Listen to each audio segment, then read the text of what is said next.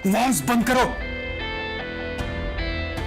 मेरी बीवी के बारे में अगर एक और लफ्ज कहा ना तो मुंह चाट दूंगा मैं। आलियान, आलियान छोड़। आलियान, ओ माहिया ये दर्द बांट ले, दरमिया है क्यों ये दूरियां। हाँ, किस लिए इकट्ठे हुए हैं?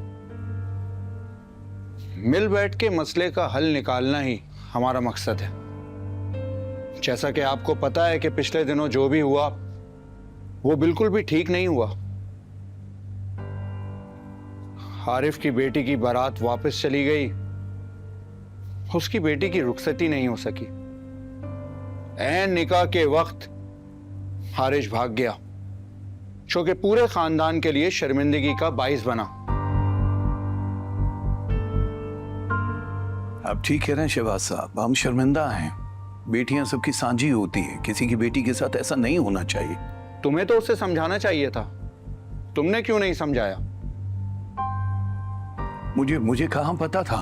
अगर मुझे इल्म होता तो मैं ऐसा होने ही ना देता, बल्कि उसको कहीं जाने ही ना देता। झूठ बोल रहे हैं ये लोग। सब कुछ पता था इन लोगों को। ये लोग खुद हमारे घर रिश्ता लेने आए थे और फरा बेगम तो बजिद थी कि पहले निकाह करो। हमने इनको मना भी किया, इनसे टाइम मांगा, लेकिन फरा बीबी बजिद थी।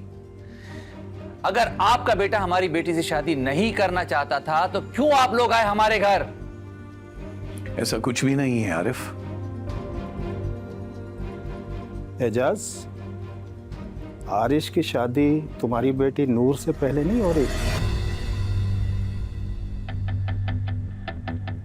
4-5 साल तक मंगनी भी रही और सुना दोनों एक दूसरे से मोहब्बत भी करते रहे।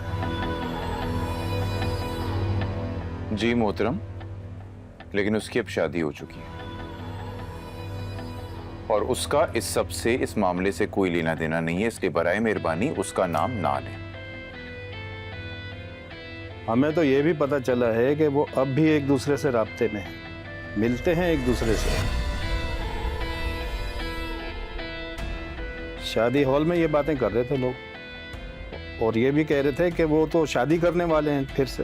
बकवास बंद करो। मेरी बीवी के बारे में अगर एक और लफ्ज कहा ना तो मुंह चाट दूंगा मैं। आलियान, आलियान छोड़। आलियान, आलियान चुपचाप बैठो। अगर आलियान छोड़ो।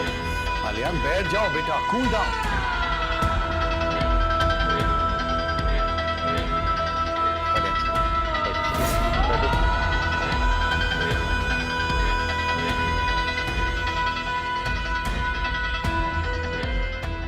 ठीक है अब्बा, मैं बैठ रहा हूं, लेकिन अगर मेरी बीवी के बारे में किसी ने भी कोई उल्टी सीधी बात की ना तो मुझसे बुरा कोई नहीं होगा।